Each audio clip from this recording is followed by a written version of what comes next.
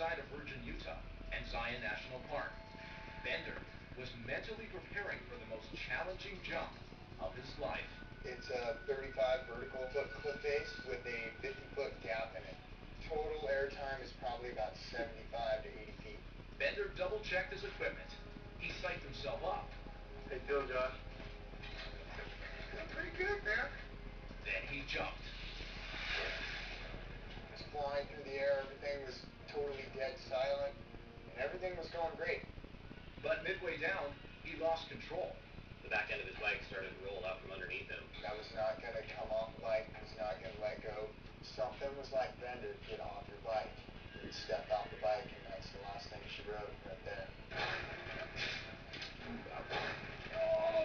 It was one of the most disturbing sounds I think I've ever heard. The landing went AWOL. My lower body went completely numb, and I just rolled down to the bottom of the transition. As soon as I hit the ground, it was paralyzed. I don't know if I'm ever going to be able to walk again.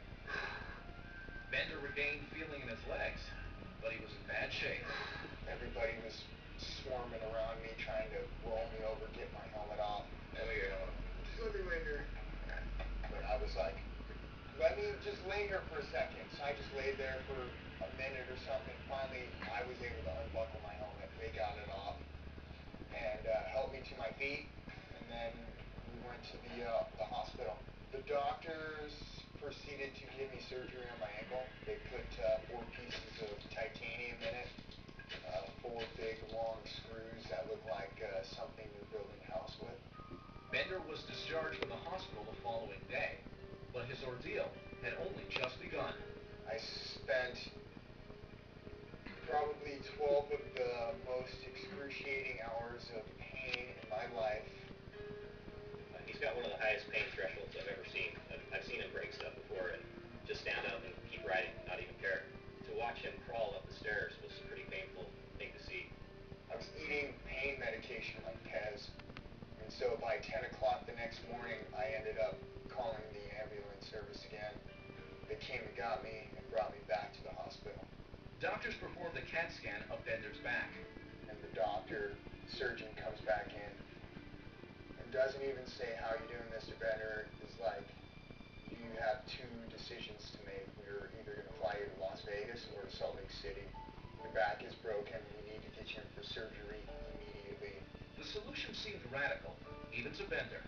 They ended up opening up my back, slicing me open, and pulling all the fractured parts of my spine out. And they installed 2 6-inch long titanium rods in there, 6 bolts drilled directly into my spine. The x-rays are kind of crazy because the bolts go directly into the spine and button me up. Bender went home to Alaska and began the long road back.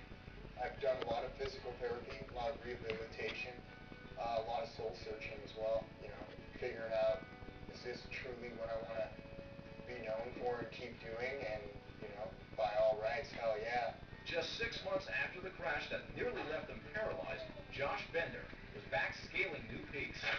To see him back out riding again is pretty incredible. It's always another chapter of the Bender story ready to unfold every day we get out and go ride bikes.